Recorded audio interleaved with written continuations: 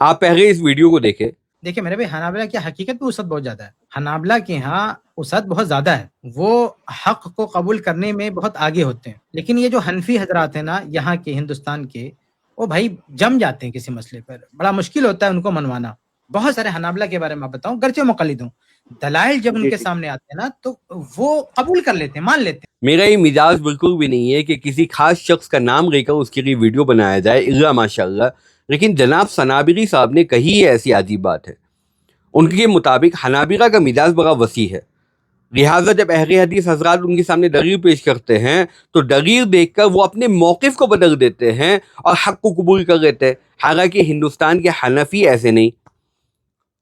تو یہ بات خود حنابلہ کے حق میں ایک بہت بڑا بہتان ہے، اور صنابری صاحب اس پورے مذہب کو اور فقہا کے اس پورے منہج کو ایک بہت سپرفیشل طریقے سے پیش کرنا چاہتے ہیں۔ کیا حنبلی مذہب اتنا کمزور تھا کہ صدیوں تک اس کی تدوین ہوئی؟ امام احمد سے لے کر آج تک کا زمانہ تقریباً 1100-1200 سال گزر چکے ہیں، اس پر اصول بھی لکھے گئے، طبقات بھی بنی، معتمد قول طے ہوئے، پھر کوئی بھی آدمی ایک حدیث کا ترجمہ یا اپنی سمجھ پیش کرے اور پورا مذہب اپنے صدیوں کے علم کو ایک کونے میں رکھ دے، تو بھائی اہل علم تو اتنے پھسپھسے نہیں ہوتے۔ حنابلہ کے امام تو امام احمد ابن حنبل ہے، خود ان کے مزاج کو دیکھیے۔ ایک مسئلے پر گفتگو چل رہی تھی کہ کسی شخص نے ان سے کہا، یا ابا عبداللہ لا یصیح فیہ حدیث، اے ابو عبداللہ اس مسئلے میں کوئی حدیث صحیح نہیں ہے۔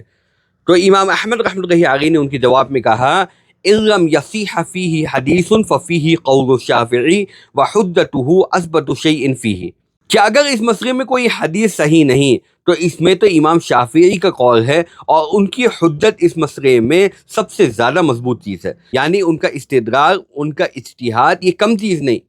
مطلب یہ ہے کہ یہ سارے ائمہ جو ہے وہ قرآن و حدیث سے ہی احکام تلاش کرتے ہیں، وہ کہیں تورات و انجیل سے احکام کو تلاش کر کے نہیں لاتے ہیں۔ تو یہ ہے اصل فقہا کا مزاج، وہ دلیل کو صرف حدیث کے لفظ کے ظاہر سے نہیں دیکھتے، بلکہ اس کی گہرائی میں اترتے، اس کے کانٹیکسٹ کو دیکھتے ہیں، اس کو سمجھنے کی کوشش کرتے ہیں، اور یہ سارے اماموں کا منہج ہے۔ امام مالک رحمۃ اللہ علیہ کے بارے میں آتا ہے کہ وہ اپنے بھانجے کو نصیحت کر رہے ہیں کہ میں دیکھتا ہوں کہ تمہیں حدیث کا طلب کرنا اور حدیث کو جمع کرنا بڑا محبوب ہے،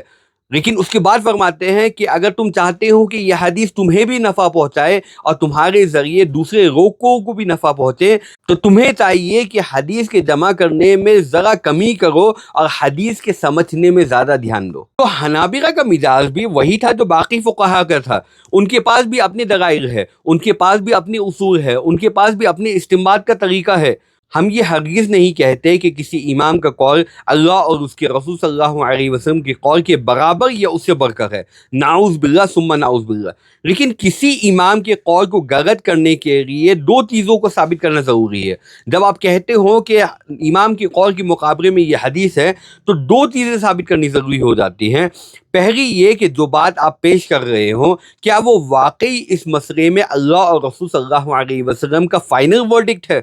فائنل حکم ہے۔ دوسری بات یہ کہ امام نے جو بات کہی ہے کیا وہ بات واقعتاً اس حدیث کے خلاف ہے، اور یہ دونوں چیزیں صرف حدیث کا ٹرانسلیشن پڑھ لینے سے ثابت نہیں ہوتی، اس کے لیے استدلال بھی چاہیے، اصول بھی چاہیے، ناسخ و منسوخ کا علم بھی چاہیے، عام ہے کہ خاص ہے، مطلق ہے کہ مقید ہے، ترجیح کے اصول ہے، روایات کو جمع کرنا ہے، ان کی کانٹیکس کو سمجھنا ہے، صحابہ کے فہم کو دیکھنا ہے، سلف کے عمل کو دیکھنا ہے، وغیرہ وغیرہ، ان سب کو دیکھنا پڑتا ہے۔ تو عام آدمی ان دونوں چیزوں کا اہل نہیں ہوتا، وہ یہ فیصلہ کیسے کرے گا کہ حدیث اس مسئلے میں فائنل دلیل ہے یا نہیں، اور میرے امام کا قول واقعی اس کے خلاف ہے کہ نہیں۔ اگر وہ آپ کی بات کو دلیل سمجھ کر مان رہا ہے تو مسئلہ پھر بھی باقی ہے کہ وہ خود استدلال کی اہلیت نہیں رکھتا، پھر اس کی سمجھ کو اور اس کی قبول کر لینے کو معیار کیسے بنایا جائے؟ اور اگر آپ یہ کہیں ہاں اسے سمجھ میں نہیں آتی لیکن ہم تو اس سے کہہ رہے ہیں نا، ہم اس کو سمجھا رہے، تو اگر وہ بغیر سمجھے صرف آپ کے کہنے پر مان رہے ہیں تو پھر وہ امام کی تقریر چھوڑ کر آپ کی تقریر کر رہا ہے۔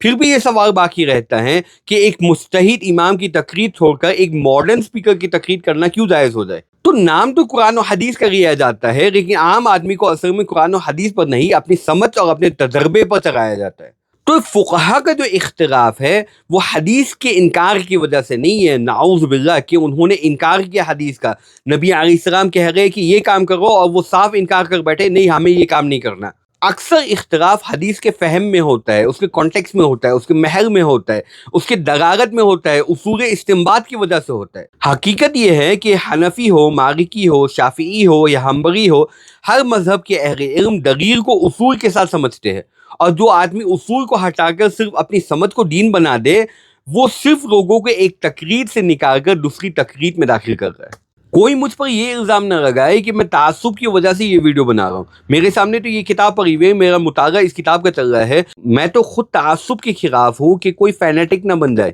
لیکن ضرورت کے وقت آپ اس کا اظہار ضرور کر سکتے ہیں، لیکن مستقل طور پر اس کو اپنا مشغلہ بنا لینا، ایک باقاعدہ چینل بنا لینا، اور تعجب کی بات یہ چینل کا نام بھی آپ نے یہ رکھا ہے i+TV اختلاف کا حل۔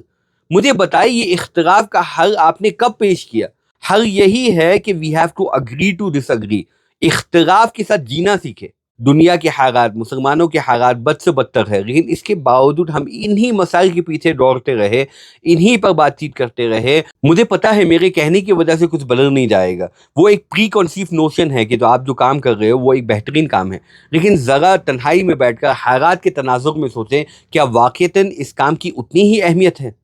آپ کہتے ہو کہ ہندوستان کے حنفی حضرات بڑی ڈھیٹ ہے، بڑی ضدی ہے، لیکن حقیقت یہ ہے کہ پورے دنیا کے سلفیوں کے مقابلے میں ہندوستان کے سلفی حضرات انتہائی تشدد پسند ہے، اور یہ بات میں نہیں کہتا، بہت سے سلفی حضرات باہر کے بھی کہتے ہیں، اور اس کی بنیادی وجہ ہے کہ ان کے سلفیت کے وجود کا تعلق شیخ ابن عبد الوہاب سے ہے، جبکہ آپ کے وجود کا تعلق اس کی ایک الگ ہی کہانی ہے۔ ان کے اندر وہ تشدد نہیں پایا جاتا جو تشدد آپ کے اندر ہے، وہ اماموں کو ذلیل نہیں کرتے جیسے آپ کرتے ہو۔